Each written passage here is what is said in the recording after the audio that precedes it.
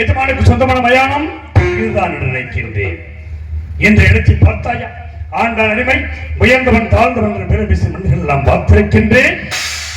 என்றுமே உறங்காத இடம் என்று கொண்டிருக்கிறது. அதையும் வாழ்க்கையை பார்த்து முடியும். இந்த மயானத்திற்கு என்னை அனுப்பி வைத்திருக்கிறான் நினைக்கின்றேன். ஏன் எனக்கு இந்த நிலை இறைவா? ஏன் எனக்கு இந்த நிலை?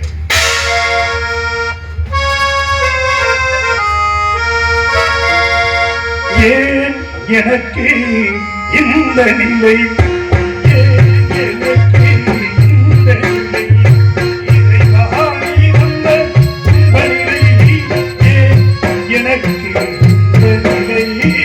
இறைவாணி என்ற துன்ப நிலை, ஏன் எனக்கு இந்த நிலை?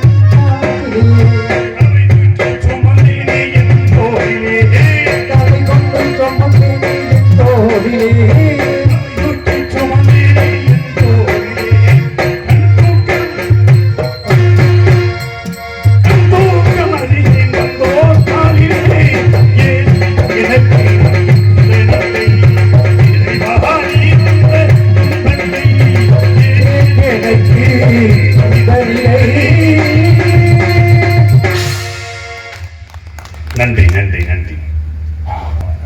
ஒவ்வொரு மனிதனும் ஆண்டான் அடிமை, உயர்ந்தவன் தாழ்ந்தவன் பேரம் பேசும் மனிதர்கள் எல்லாம் பார்த்திருக்கின்றேன். ஆனால் இந்த இடத்தை பார்த்தாயா? மாட மாளிகை கூட கோபுரங்கள் கட்டி வாழ்கிறான். அவன் கட்டிய மாளிகையை அவன் செத்துவிட்டால் அவன் கட்டிய மாளிகையில் அவனுக்கு இடமில்லை. குடிசை வீடு கட்டி வாழ்ந்து கொண்டிருக்கிறான். அவன் கட்டிய குடிசையிலே அவன் மாண்டு விட்டானே. ஆனால் அவன் கட்டிய குடிசையிலும் அவனுக்கு இடமில்லை. ஒவ்வொரு மனிதனுக்கும் இங்குதான் இடம். ஒவ்வொரு மனிதனும் உற்பத்தியாகும் பொழுது ஒரு சான் இடம், உள்ளங்கை அகலம், 10 மாதம் பயணம் என்னும் தூக்கத்திலே தூங்கி இந்த மண்ணுக்கு வருகிறோம். வந்த பிறகு என்னவெல்லாம் ஆட்டமாடிவிட்டு இறுதியாக இந்த மண்ணுக்கு இரையாகி விடுகிறோம். இவர்தான் மனிதனின் வாழ்க்கை. அப்பேற்பட்ட மனிதன் ஒரு சான் இடத்துக்குள்ள உள்ளங்கையே அகலத்திலே படுத்திருந்தேன் 10 மாசம் பயணம் என்ன தூக்கத்திலே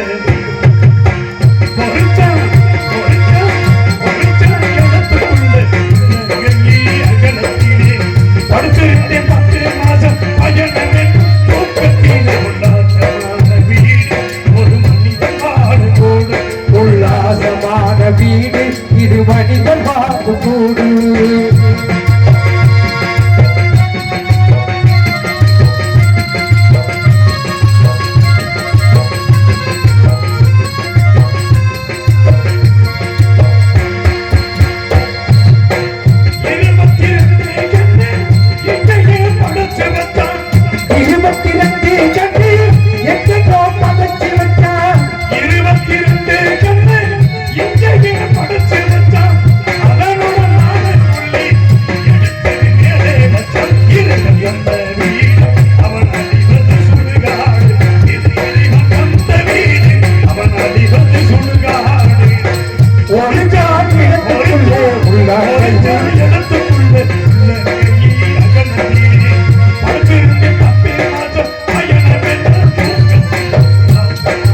வீடு மனித கூடு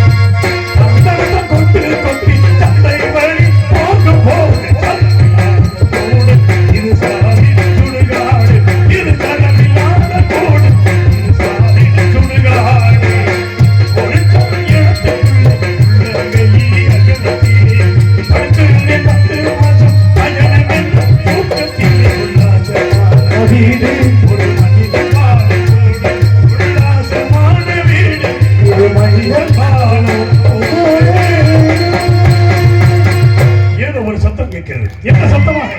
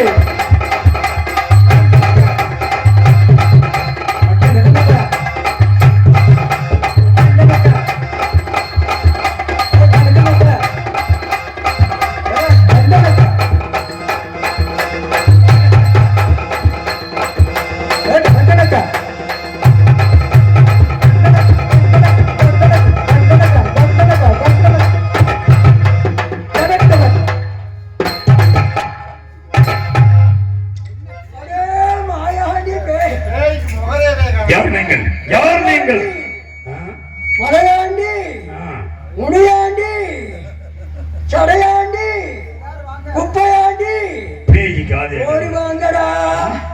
நல்ல ருசியான ஆகாரமா எனக்கு வாடகை அடிக்குது. இதாண்டா ஆத்தா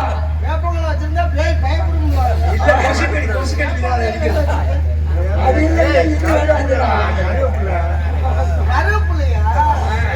கொண்டாக வேளாளூர் கொல்ல கொண்டாக்கிச்சு.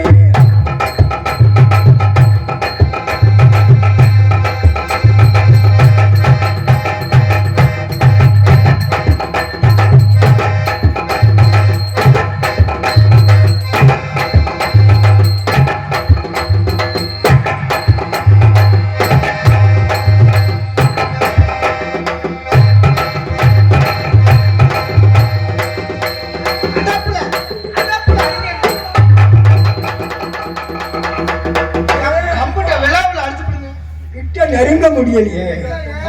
அக்கடி சுமாராக வீசுகிறது. அனலா நெருப்பா தோணுது.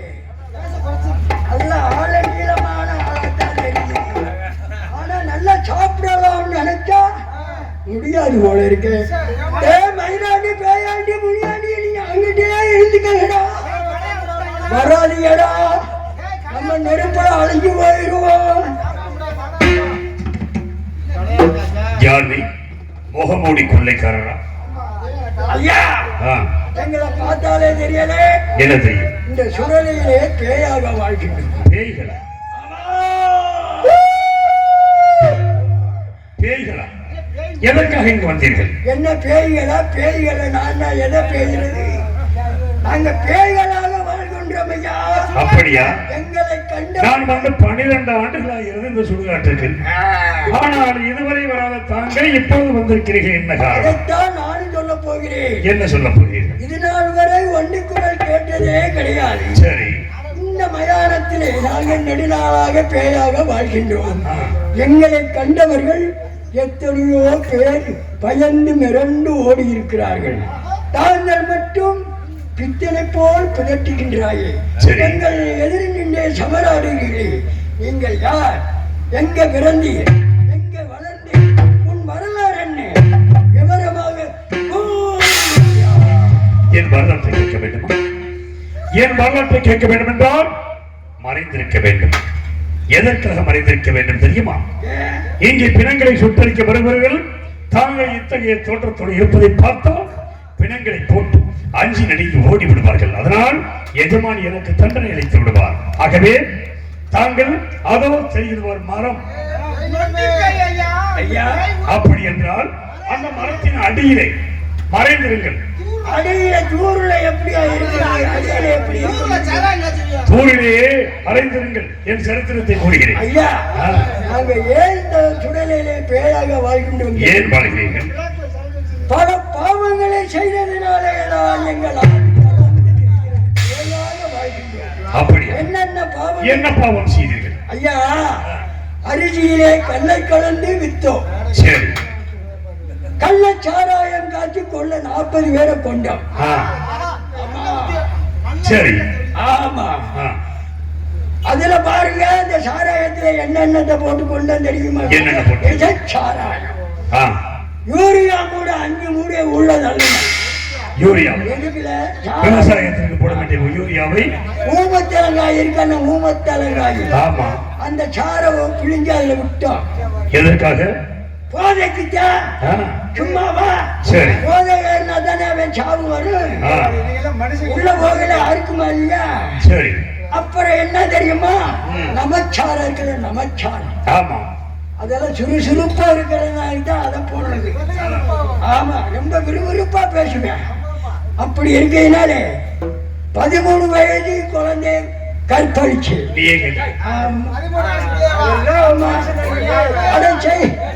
செய்தியில கேட்கலையா? நீங்கெல்லாம் பாலியத்தில் கூட நான் தான் கிளவிய அதை மட்டுமா கிளவியும் காதலிச்சு. கிளவிய காதலிச்சதுனால பிள்ளை பெறலடா. ஆமா, அதனாலதான் அவன் பிள்ளை பெறல. ஆகையினாலே எப்படி வாழ்கின்ற தெரியுமா? எப்படி வாழ்கிறீங்க? காதலிக்க நேரமில்லை, காதலிப்பார் யாரும்.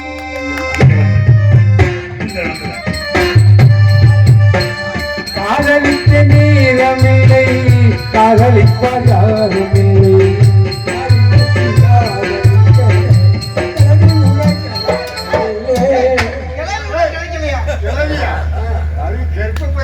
இல்ல, வாலிபத்தில் காதலிக்க கிளவி கூட கிடைக்கலையா? அப்படி போல பேர் தெரியா மாப்பா முடிச்சுக்கிட்டு அது கண்டன கண்ட கண்ட கண்ட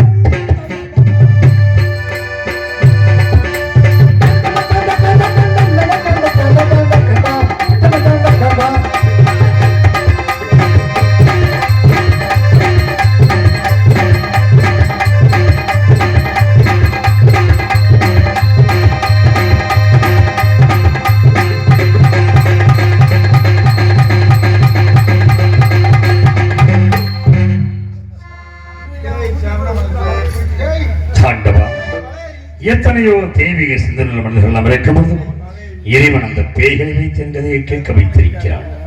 பேய்களிடத்தில் தான் என் கதையை சொல்ல வேண்டும் என்பது இருந்தால் அதையும் சொல்லுகிறேன். கவனமாக கேளுங்கள். பிறந்தது மண்மேல் இறப்பதற்கென்றே பேசிடும். பிறந்தது மண்மேல் இறப்பதற்கென்றே பேசிடும் நன்னோ. புறந்தன சுகமும் துக்கத்துக்கு ஈடனும் சொல்லும் கண்டேன் நான். புறந்தன சுகமும் துக்கத்திற்கு இடனும் கண்டேன். கரந்தனை கோப்பி சுடலையை காக்க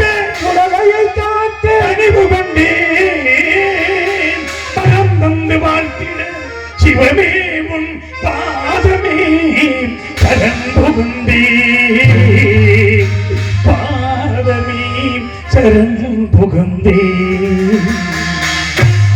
யார் போய் சொல்லுவார் யார் போய் சொல்லுவார்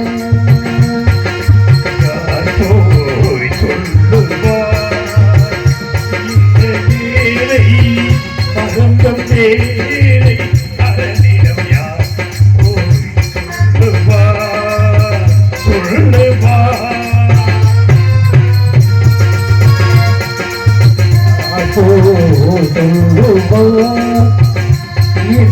ஏழை அருந்தும் ஏழை அவனிடம் யார் சொல்லுவார் சொல்லுவார்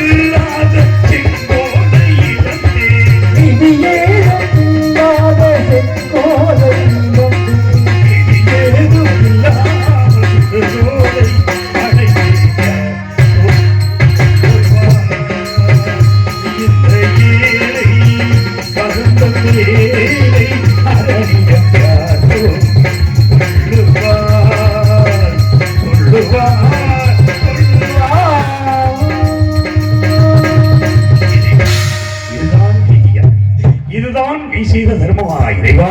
இது தர்மமா? இது கர்த்தம்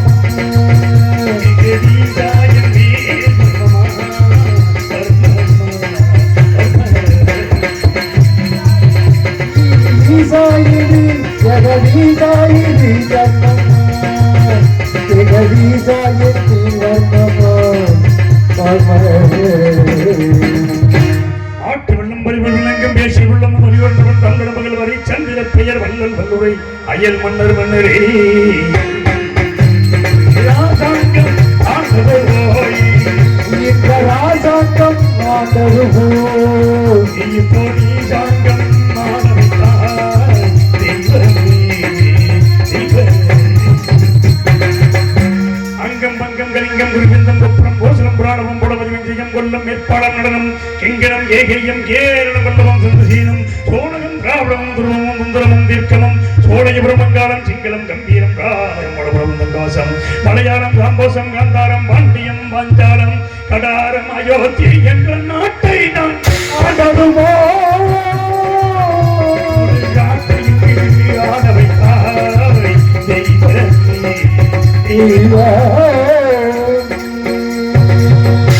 ஆதியத்தக்க நடவன் சுவரணி என்னும் மாதமணிந்து சுவரணியானவர் தனக்கு மகப்பில்லாத காரணத்தினால் கவரிபுரம் அனுஷ்டித்து 27 பெண்களை பெற்றெடுத்தார் 27 பெற்றெடுத்து அசிவனி பரணி கிருத்திகை ரோகிணி மிருகசேஷம் திருமாவதனை புனர்பூசம் பூசம் ஆயில்யம் அகம்பூரமுத்திரம் அஸ்தம் சித்திரை சுபாரி அனசம் கெட்டை மூலம் பூராடம் திருவணம் வீட்டம் சதயம் புரட்டாதி உத்திரட்டாதி ரேவதி விசாகம் என்று 27 பெண்களுக்கு நாமமிட்டு நான் பொறுமையினையும் பொழுது வண்ணமாக வளர்த்து பெண்களுக்கு தக்க பிராயம் வந்தபடனே 16 சந்திரனை இழைத்து 27 மதங்களையும் மனம் செய்து கொடுத்து ஏகபோகமாக இல்லறம் நடத்த கருதி என்ற சந்திர மண்டலம் அனுப்பி வைத்தார்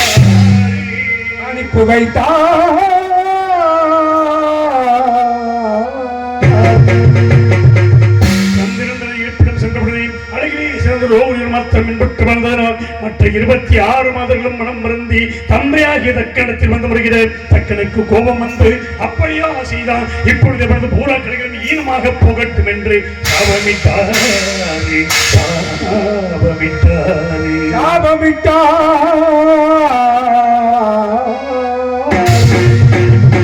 சாபமிட்டவுடனே சந்திரன் சோரசக்கலைகள் அத்தனையும் இழந்து இருளில் மூழ்கினான். இருளை கண்ட மாதர்கள் மனம் மறந்தி தந்தையாகி தக்களிடத்தில் வந்து மீண்டும் என் நாயகனுக்கு வந்த விபத்துகளை போக்குங்கள் என்று சொல்ல மக்கள் மீது இரக்கம் கொண்டு சந்திரனை அழைத்து இனி ஒரு பக்கம் கலிகள் தேயவும் மறுபக்கம் கலிகள் வளரும் என்று சாப விமோச்சனம் கொடுத்து சந்திர மண்டலம் அனுப்பி வைத்தார்.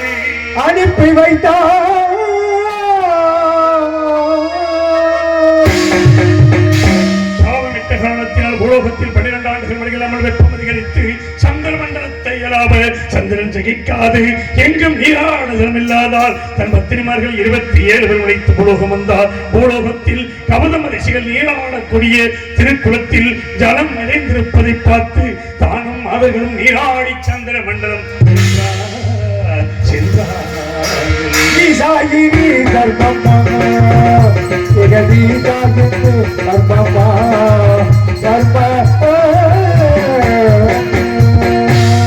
மறுநாள் காலையில் கவதநாதருக்கு வந்து பார்க்கும் பொழுது அங்கே கனிந்த புஷ்பங்களும் முதிர்ந்த ஹோமங்களும் நீர் அனைத்து மஞ்சள் நிறமாக இருப்பதை பார்த்து கோபமுற்று இந்த திருக்குளத்தில் யாரோ நீராடி சென்றிருக்கிறார்கள். இது என்னையின்றி இந்த திருக்குளத்தில் ஆண்கள் நீராடினால் பெண்களாக பெண்கள் நீராடினால் ஆண்களாகவும் என்று சாபமிட்டார்.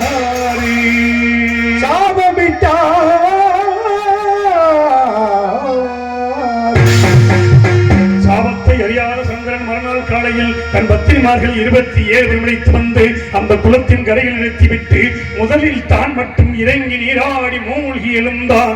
மூழ்கி எழுந்த சந்திரன் அழகிய பெண் உருவாக மாறி கரைக்கு வர பெண்கள் கண்டு மனம் வருந்தி ஸ்ரீமன் நாராயணனுக்கு தவம் செய்ய தவத்திற்கு இறங்கிய மகாவிஷ்ணுமலர் அங்கு வந்து பெண்ணுருவாய் இருந்த சந்திரனை பார்த்து அவனிடத்தில் கொஞ்சி பேசி மறைமுகமான சோலை வனத்தில் அழைத்து போய் கூட மகாபாதகனாகிய நான் பிறந்தே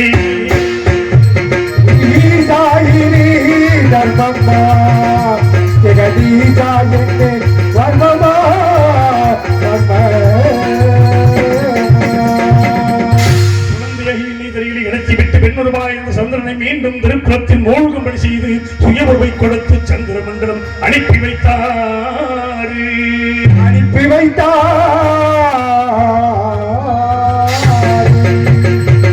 அந்த வனத்திலே வசிக்கின்ற கமலமலைகளை குழு அழைத்து குழந்தையாக என்னை கொடுத்து இவன் மகா சத்தியவந்தன் தந்தாரம் என்று பிரதாரனை சிக்க மாட்டான், மெய்யன்றி பொய் சொல்ல மாட்டான், இவன் 56 தேசத்தையும் ஆளுகின்ற சக்கரவர்த்தியாக வருவான், திருச்சங்கராசன வெற்றிக்கு வருவான், அவனிடத்தில் இவனை கொடு என்று உத்தரவு செய்து இவன் அறியாகி எனக்கும் சந்திரனுக்கும் பிறந்தபடியினால் இவனுக்கு அரிச்சந்திரன் என்று பெயரிட்டு அழைக்கும்படி சொல்லி சென்ற பேரையும் நான் இழந்தேன்.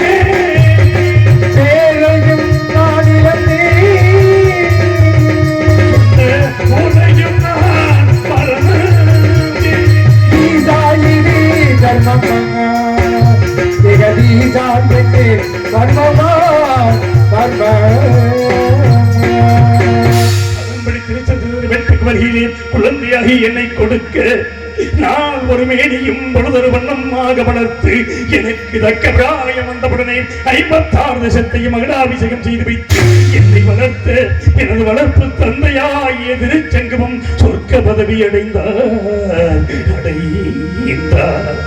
நான் நாட்டை நீதியோடு ஆண்டு வருவதற்கு கரத்திலே செங்கோல் பிடித்ததும் போய்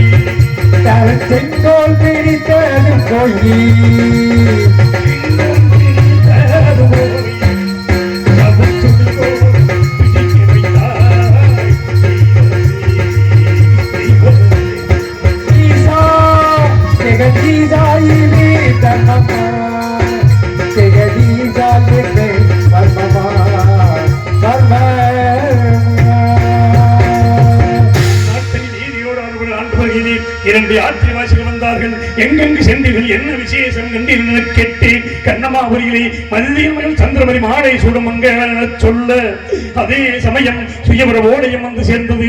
உடனே ரதத்தை சுத்தப்படுத்தி கண்ணமாபுரி புறப்பட்டு சென்றே. செல்லும் வழியிலே மருதம், முல்லை, நெய்தல், குறிஞ்சி என்ற நிலங்களை கடந்து இந்த பாவியாகிய நான் பாலைவனமாக பிரவேசித்தேன். அங்கே காளிகாதேவியின் ஆலயத்தை கண்ணுற்ற மாத்திரத்தில் நட்டேரை வெற்றிறங்கேன். நாயகியை தொழுதிரஞ்சி நன்னிராசன் முற்றேரை நோக்குதல் முடிவேந்தன் கருணை விழி இமைகள் காக்க கற்றேரும் கற்பனையும் கற்கனையும் கற்சிலையும் கண்ணி முன்னே பொற்றேரும் பொற்கனையும் பொற்சிலையாய் பொழிந்ததன்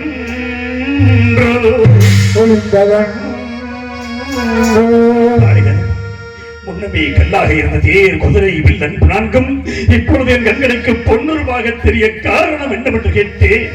உடனே காளிகாதேவியும் பிரசன்னமாகி, அடே மகனே, 2000 ஆண்டுகளுக்கு முன்னதாக உனது மூதாயில் ஒருவனான வருணனானவன் இந்த தேர், குதிரை, வில்லன் இங்கே கொண்டு வந்த நிறுத்தி இதை கல்லாக சபித்து இது யாருடைய கண்களுக்கு பொன்னுருவாக தெரிகிறதோ அவனுக்கு கொடி என்று சொல்லி சென்றான். இது உன்னுடைய கண்களுக்கு பொன்னுருவாக தெரிந்தபடியினால் நீயே எடுத்துச் செல் என்று சொல்ல, அந்த காளிகாதேவி கொடுத்த தேரிலே ஏறி அந்த காளி கொடுத்த தேர், அந்த காளி கொடுத்த தேரும் பாடும்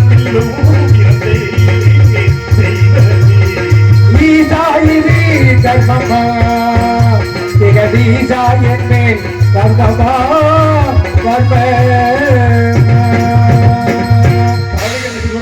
கண்ணமாபுரி புறப்பட்டு சென்று சுயவர மண்டபத்தை அடைந்து எனக்குரிய ஆசனத்தில் அமர்ந்திருந்தேன். சந்திரமதியானவளை கரத்தில் மாலை ஏந்தி என் முன் நோக்கி வர அவள் கழுத்தில் மாங்கல்யம் பளீர் பளீர் பளீர் எனக்கு கோபம் வந்து மனிதய மன்னனை அழைத்து ஏற்கனவே திருமணம் முடித்துக் கொடுத்த என் மாலுக்கு மீண்டும் சுயவர வைத்திருப்பது எங்களை எல்லாம் அவமானப்படுத்தவா என்று கேட்டேன்.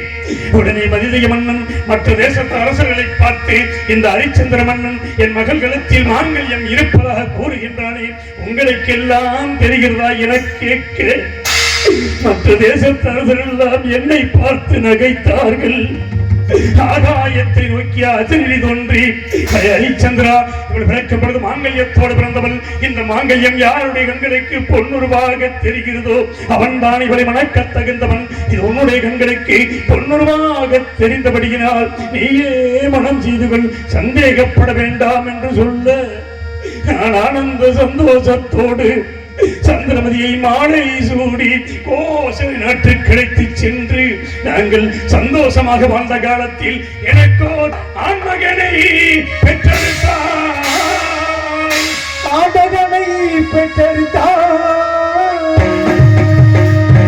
ஆண்மகன் பிறந்து பெற்ற மகிழ்ச்சியில் 7 நாட்கள் களஞ்சியத்தை திறந்து வைத்து அள்ளி செல்லுங்கள் செல்லுங்கள் என்று சொல்லி மேலும் வேதபராயணங்கள் போதி நான் பெற்ற மகனுக்கு லோகிதாசன் என்று பெயரிட்டேன். தேவர்கள் எல்லாம் கூடி தேவதாசன் என்று பெயரிட்டு அழைத்த புத்திரனை மறந்தேன், புத்திரனை மறந்தேன், பத்திரியை